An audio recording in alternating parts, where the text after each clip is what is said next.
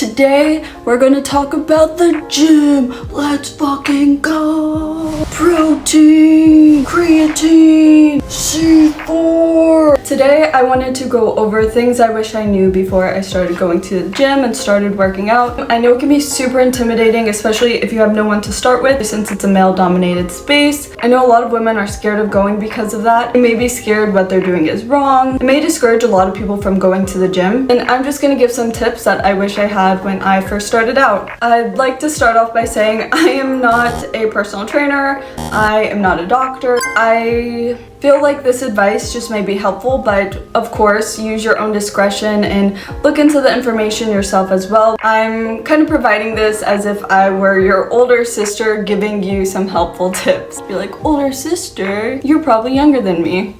Thank you. Also, I want to give full disclosure. I was hit by a van and then had my body redone after that, and so I am very transparent about it. However, prior to that, I transformed my body with weightlifting, so I would say this is a good example that I do have at least some knowledge for you to listen to the tips I have to provide, where this was my body prior to weightlifting and changing my diet. And so I was very skinny, then I started bulking and weightlifting, and this was my body afterwards.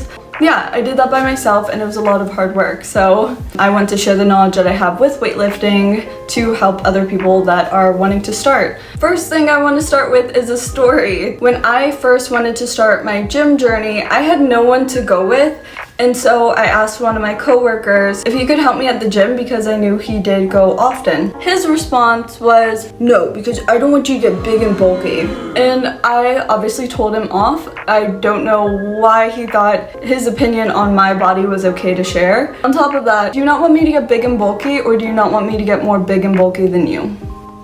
I know that's right. After that, I realized it was something I would have to do by myself. So I was like, I'm going to make this my hyperfixation. So I studied this 24/7. Like, on my breaks, I was watching gym stuff. On my ride home, I was reading through articles on gym stuff. Just constantly absorbing as much information as I could about going to the gym and feeling more comfortable. So there's two things I feel like we can get from the story. One, unfortunately, not everybody's going to be supportive of the steps that we're taking to want to better ourselves and our health, or whatever reason you're wanting to start going to the gym, but don't let that discourage you. Especially, there's some men that have really sexist opinions on how our bodies should look. Don't let that turn you away from wanting to do this. Do this for yourself, and later on we'll go into talking more about physique and whatever goals you have, but don't listen to them, especially men that are telling you not to do this because you're going to get bulky. Which, I'm sorry if you don't like muscle mommies. More for me. The second thing that I feel like is really important to get from the story is I find the more knowledgeable that you are on something, the less you'll be intimidated by things. You'll feel more comfortable on going into unfamiliar environments, which I'm thinking about it now. I think that's a neurodivergent thing of like having to plan things ahead of time, but I feel like that can be practiced with anybody. It just allows you to feel more confident in those spaces where you may not feel that you fit in, and to claim that space for yourself. I know when you first start off, it is so much information you can learn about. However, I'm great at focusing on details. So I'm gonna break down some of the things that I found helpful. When you're first starting your fitness journey, I think it's so important to know what your goals are. So for instance, are you wanting to get stronger? Is this something that is about physique for you? And even with physique, it's going to break down into subcategories of what kind of physique you're looking for, and then you can target your exercises based off of that. Also, I highly recommend setting goals other than just physique, and I think it's okay to have goals of physique. It feels amazing to see those changes in your body when it's happening. However, a lot of people can feel discouraged when they're only focusing on their physique. It can make them want to stop going to the gym and stop working out when they're only focused on the physical aspects of it, when in reality body, our goals are just to get healthier, and then we also see those changes, which feels amazing. For instance, having a PR, which would be your personal record, so if you're wanting to lift a certain amount, which would go into strength training, that's a great goal to have that you want to slowly work up to, and just seeing yourself start lifting heavier is such a confidence boost that isn't just coming from your physical aspects of how you look. Another one may be learning a certain workout that you were not able to do that you can try to work your way up to. For instance, I really want to learn how to do a pistol squat, so I would find workouts to do that I could incorporate, that I could slowly one day get to a pistol squat. Or even if it comes to stretching every day, you may want to eventually be able to do splits, and just making short-term goals and long-term goals of things that make it more enjoyable for you. Also, I strongly urge you to not make vision boards of goal bodies or having Pinterest boards of body goals to try to motivate you. I just personally find it can be really harming. You'll get yourself in a cycle of comparing yourself to other people. Again, it's okay to have physique goals, but we want to have realistic goals based off of our own body type. It's okay to see somebody and be inspired to work out. For instance, I love when girls have thick thighs, so that's something I want to work on. However, I'm working on those goals within my own body and not to compare myself to somebody else's body. And a lot of the time, you don't know how people's bodies are nowadays because people Photoshop, they could have had plastic surgery. I'm super transparent about the surgery that I've had because I don't ever want people to compare their bodies to mine. On top of that, the way that our bodies are able to build muscle or hold fat in certain areas are going to be different for everybody. For instance, I had a friend that asked me how I got rid of my hip dips before my accident, because I don't really have hip dips even before my surgeries. But if you look back at old pictures of myself, even when I was at my smallest, I just didn't have hip dips. So that when I was able to gain muscle, it made it more prominent. On top of that, some people are able to gain muscle easier than other people. Based off of the reason you want to go to the gym, we can then move forward with picking a routine. For instance, if you're wanting to just get stronger, your workout is going to be different from somebody that is specifically working on their physique. They do kind of interconnect, for instance, with strength training and hypertrophy. With doing hypertrophy workouts, you're still going to get stronger, but then compared to other workouts that are only for strength training that are more so about being strong, you'll still see physique changes, but based off of what you're trying to target, you can find workouts that would better suit your goals. So for instance, a lot of people like doing powerlifting because having those goals set of reaching a PR is really exciting. You can still do PRs without doing powerlifting. So if you're interested in starting to work out because you just want to feel stronger, then looking into things like powerlifting or other workouts similar to that to see routines to do for that, which is why I feel like it's so important to know your goals before you start. If you do powerlifting, you're still going to see changes to your body, except it's going to be different if you're solely focusing on hypertrophy. It may provide more of the physique that you're wanting to show that muscle mass or whatever you're going for. And if you aren't sure of what kind of workouts that you're wanting to do, there are some YouTube videos where they actually put different specialists against each other into different competitions where one may have the advantage over the other people on each competition. So it's really cool where you can watch those and kind of get an idea of the different types of workouts that there are. Powerlifters, bodybuilders, and you can kind of see that type of workouts that they're doing, and it's just really cool, and I feel like it gives you a broad range of different workouts. You can learn more about fitness in like a really fun way. Now going into physique, where it's broken up into subcategories. As I mentioned before with hypertrophy, if you're somebody that is wanting to target having larger muscles, you possibly want a larger butt or your hips. If you don't know what hypertrophy is, it's basically growth of muscle mass. So doing hypertrophic workouts to target that. So that's going to be more of a muscly physique. And I know a lot of girls may want to focus hypertrophic workouts on their lower body, for instance, their glutes, their thighs, to build more mass there, and then may want to focus on lighter weights when it comes to the upper body. You can also do that as well. That's completely fine. Just based off of what physique you're kind of going for. So with hypertrophy, you're going to want to do more moderate repetitions. So that would be 8 to 12 reps, I believe, and then moderate weight, which honestly, I would need to look up what moderate weight is because I'm like, that's like subjective to each person. I know what it'd be for me, but I don't know for somebody else, I'm sorry.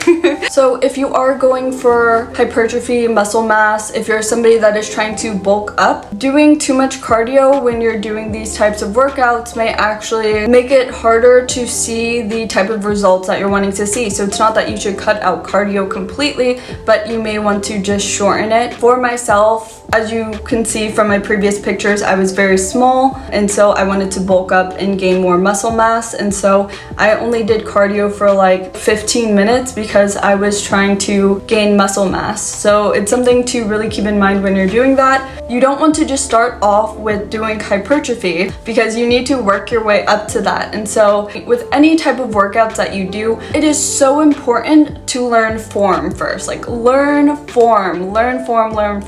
And also with learning form, it can help you feel more comfortable in the gym. This can prevent you from hurting yourself, so you don't ever want to start doing workouts and you end up doing it incorrectly, because you can really hurt yourself by doing that, especially if you're wanting to just like lift heavy. So please don't do that. On top of that, it gives you the opportunity to practice these things at home. You can record yourself first, use resistant bands, and kind of learn the correct form before you go to the gym so you can feel more confident before you go. So for instance, one of the first workouts that people learn are deadlifts when they first start, and so people will make the error of doing a deadlift kind of like they're trying to lift it almost like a squat, I would say. But instead, you want to focus on hinging your hips back, like somebody is pulling your hips backwards. And a similar workout to that I personally really love are good mornings. For some reason, when you do deadlifts, it's kind of hard to get the right posture when you're first starting off, I feel like, because it's easy to be arching your back, do it like squats when people don't know how to correctly do it. I personally found that when you have lighter weight, to do good mornings is really helpful. However, a lot of people may not know where to put the bar on your back before doing that, or how to move that. So even doing it without weights may be helpful, but a workout like that where you want to more so focus on pulling your hips back is something that a lot of people may do incorrectly when starting off and end up hurting their back. It's really important on focusing on form before you even start so you don't hurt yourself. Also, even if you aren't going to hurt yourself, you may not be targeting the muscles that you want to target. So for instance, I see this a lot with lat pull downs. Some people may be slouched over or just sitting up straight, that when they're pulling down, it is just going completely down and you're using your arm muscles when you're actually wanting to target your lats. And so you want to have a slight lean to it so you can feel it in your back. And another way that people explain it is pretend like you're trying to crack a walnut in between your shoulder blades, and you will feel it. Like once you know that you're doing it correctly, you will know, like you'll feel it in your back. Like really diving deep into each workout that you're wanting to do and learning the form before you start building up your weight, and even before doing moderate weight.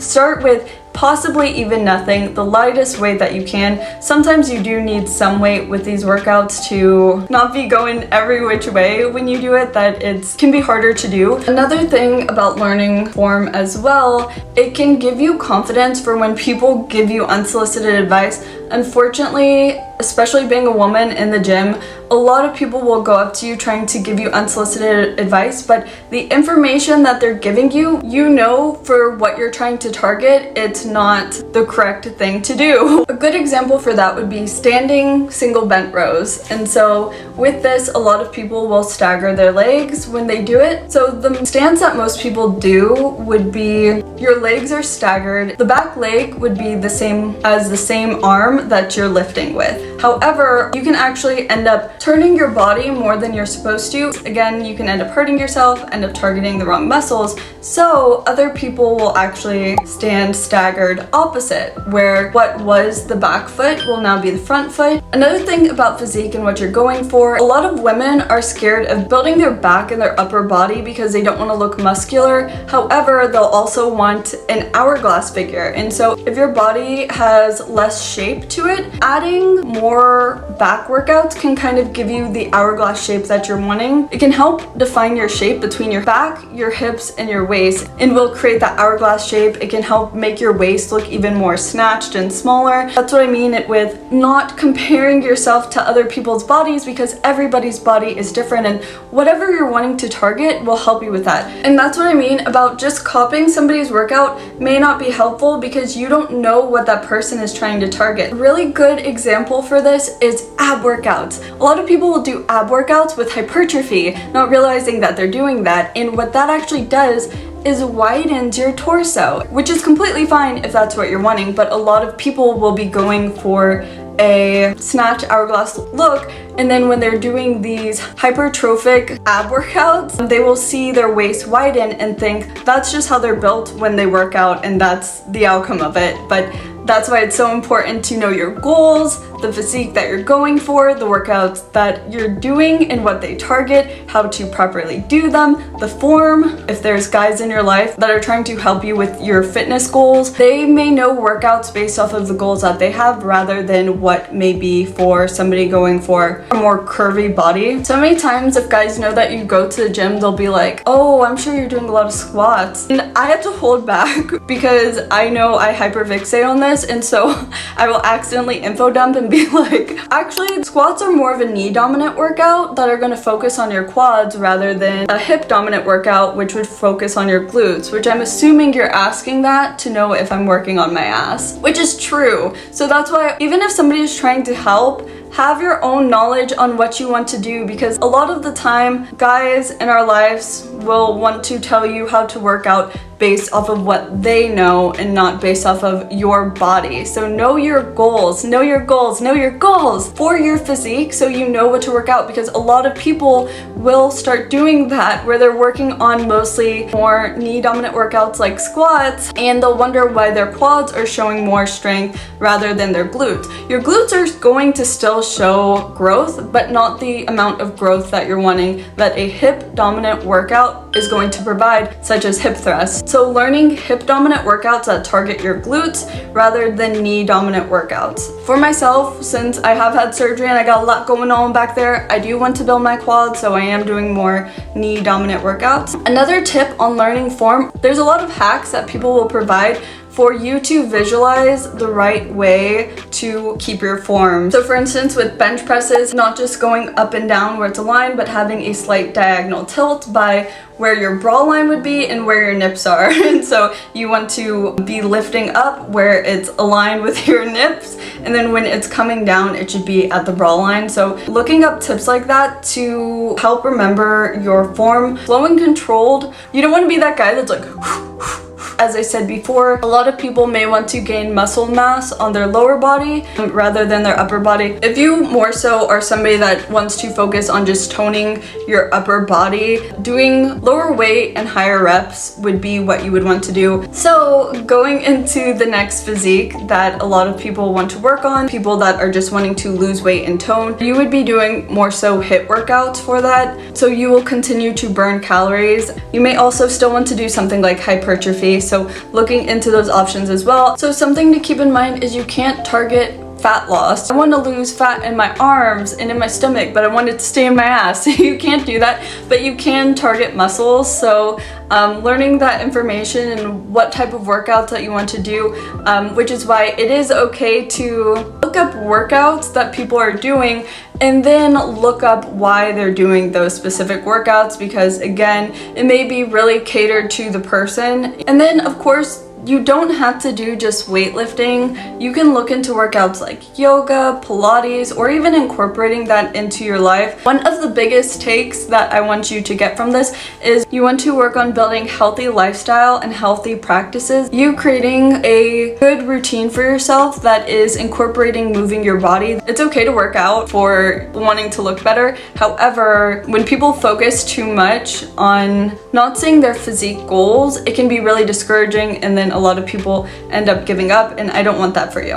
Another thing about workouts that I really want people to keep in mind, especially something for me that is really important, is I was diagnosed with Hashimoto's. Doing too many high intensity workouts can trigger my Hashimoto's, so for me, doing something like HIIT workouts would not be good for my health. So to make sure you are speaking with your doctor and letting them know the type of workouts that you're doing, actually being aware of what kind of workouts are best for you, because what's good for someone may not be good for someone else. Also, this is a touchy subject, but I'm going to say it is okay if you are somebody that struggles with mental health and you need medication to be able to even start working out. A lot of people will have judgment on somebody when they have depression or something. Just work out, just go for a walk. That may not be possible for people. It's even hard for them to make food or brush their teeth, and now you're wanting them to work out.